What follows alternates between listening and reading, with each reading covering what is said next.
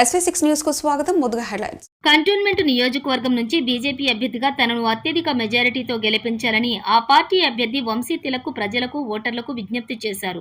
Ticket అధిష్టానం నాకు కేటాయించడంతో ఆయన బోయినపల్లిలోని బానుక మల్లికార్జున్ నివాసంలో విలేకరులతో మాట్లాడుతూ తన పరిచయాన్ని భవిష్యత్తులో కార్యక్రమాల్ని ఆయన వెల్లడించారు. తన కుటుంబం రాజకీయ నేపథ్యంలో ఉన్న సదాలక్ష్మి ఎన్ నారాయణ దంపతుల కుమారుడు బొల్లారం తన సొంత ప్రాంతమని, విద్యా సేవలు అందిస్తూ ప్రజలతో తన కుటుంబం ఎప్పుడూ అనుబంధంతో ఉంటూ సేవలు అందిస్తామని ఆయన అన్నారు. తాను డాక్టర్ వృత్తిలో కొనసాగుతూ సామాజిక పరమైన సేవలు చేశానని, తన తల్లి సదాలక్ష్మి మచ్చలేని రాజకీయ కుటుంబాన్ని మేము దక్కించుకున్నామని, కంటోన్మెంట్ ప్రజలకు సేవలు చేసుకునే భాగ్యం కలిగిందని ఆయన అన్నారు. ఈ కార్యక్రమంలో బానుక మల్లికార్జున్, బిఎన్ శ్రీనివాస్, శంకర్ పాల్గొన్నారు. అదేవిధంగా ఇక్కడ ఉన్నటువంటి నామినేటెడ్ మెంబర్ రామకృష్ణకి ధన్యవాదాలు చెప్తా ఉన్నాం. ఇక చాలా తక్కువగా మాట్లాడదాం. ఈరోజు మూడు విషయాలు ఎక్కువద్దు.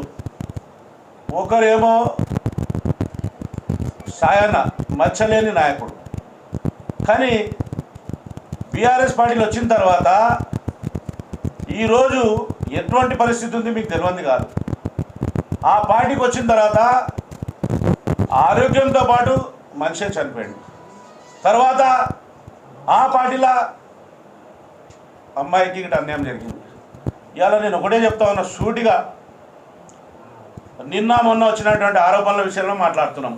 ఇవాళ బీఆర్ఎస్ పార్టీ 1,50,00,000, 3 కోట్ల, 4 కోట్ల మేము తిన్నామా, మా ఫ్యామిలీ తిన్నదా, లేకుండా నా కార్యకర్తలు తిన్నారా, మా అనుచరులు తిన్నారా, ఇవన్నీ బేరీ చేసుకొని దీంట్లోనే టైం చేస్తున్నారు తప్ప వాళ్ళు ప్రజలకు ఏం చేస్తామనే దాని మీద లేరు. వాళ్ళు నిన్న రాజశేఖర రెడ్డి గారు చెప్తా ఉన్నారు, ఎమ్మెల్యే గారు, ఒకవేళ తప్పు జరిగితే జరిగి ఉండొచ్చు అంటున్నాడు.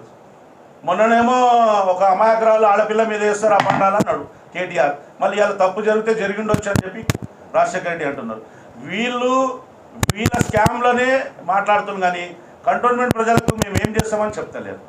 ఇగో రెండో విషయానికి వస్తే, ఆ క్యాండిడేటు ఆయన ఏ పార్టీలో ఉన్నాడో ప్రజలు తెలుసుకునే లోపలనే ఎలక్షన్లు అయిపోయినట్టున్నాయి. ఎక్కడ పోయినా దండం పెట్టగానే అన్నా నువ్వు చెప్పాలి నావే, మన ఓటు మీకే, మోడీ సాబ్, అరే కాదురా నాయన నేను మోడీ పార్టీలో లేదురా బాబు, నేను ఇంకో పార్టీలో అని చెప్పుకునే వరకే ఆయన టైం అయ్యేటట్టుంది. ఆయన ఇప్పుడు చేరిన కొత్త నాయకులు, సీనియర్ నాయకులు అందరికిట వాళ్ళు పోయి అయ్యా మేము ఈ పార్టీలో లేవురా నాయన, ఇదో ఈ పార్టీలో నన్ను చెప్పే లోపలే ఎలక్షన్లు అయిపోతున్నాయి. కానీ కేవలం ఒక బీజేపీ పార్టీ మేము 20 కోట్ల అభివృద్ధి చేసినాం 2 ఏళ్ళ, ఇంకా 20 కోట్ల అభివృద్ధి చేస్తాం, ఇగో మాకు ఓటేయండి, మా మేనిఫెస్టో చూడండి, మా క్యాండిడేట్ను చూడండి, మా ఎంపీ క్యాండిడేట్ను చూడండి అని మేము చెప్తున్నాం. ఇక్కడ వీళ్ళ ఈ స్కాములకు ఈ పార్టీ మారుతందుకు ఇవి చెప్పడానికే అయిపోతున్నాయి. అసలు ఈ నాయకులు కూడా ఎందుకు మారుతున్నారో అర్థమవుతలేదు. నిజంగా చెప్పాలంటే వాళ్ళు మారింది కూడా ఎవరికి తెలుస్తలేదు అసలు కానీ 35 సంవత్సరాలుగా పనిచేసినటువంటి వ్యక్తి చనిపోయినారు. మనం ఎక్కువ మాట్లాడుతూ సమస్య గురించి నేను ప్రధానంగా మాట్లాడతాను. ఈ సందర్భంగా చనిపోయినటువంటి లాస్య నందిత కూడా నేను నివాళులు అర్పిస్తున్నాను. ఆమె ఆత్మకు శాంతి చేకూరాలని భగవంతుని ప్రార్థిస్తున్నా. అయితే సమస్యలు తీరలేదు, 35 సంవత్సరాలు అయినా కూడా సమస్యలు తీరలేదు. కాబట్టి దాని మీద నేను దృష్టి తప్పకుండా కేంద్రీకరించి ఆ సమస్యలు తీరుస్తాను.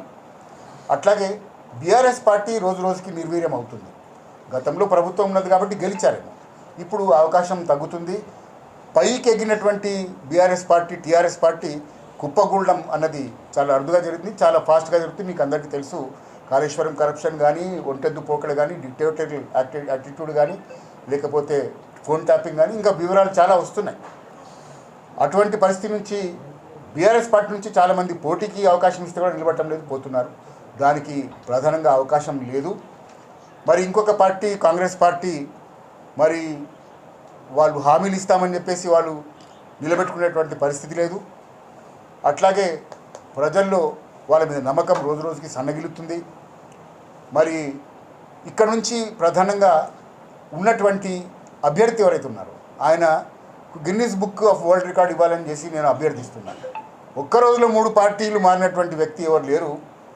ఊసరవెల్లి కూడా అసహ్యించుకునేటటువంటి పరిస్థితి, ఊసరవెల్లి కూడా ఆత్మహత్య చేసుకునేటటువంటి పరిస్థితి ఆయన చూసి, మరి ఆయన లాస్ట్ టైం కూడా ఇక్కడ పెద్దలు వారికి అవకాశం ఇస్తే ఎంతోమంది స్థానిక నాయకులు కోరుకున్నటువంటి దశకాలు పనిచేసినటువంటి నాయకులకు అవకాశం రాకుండా పారాషూట్ నాయకుడిగా వస్తే ఆయనకు పార్టీ అవకాశం ఇస్తే ప్రామిస్ చేసి ఆయన దేవుడి మీద కూడా ప్రామిస్ చేసి నాకు తెలిసింది మరి ప్రొద్దున్న నుంచి సాయంత్రం వరకు ఈటెల రాజేందర్ గారు ఎంపీ అభ్యర్థితో ఉండి సాయంత్రం మాయమైపోయి కాంగ్రెస్ పార్టీలో తేలినటువంటి వ్యక్తి. నీతి నిజాయితీ ఉందో లేదో ప్రజలు నిర్ణయిస్తారు, నేను మాట్లాడితే బాగుండదు.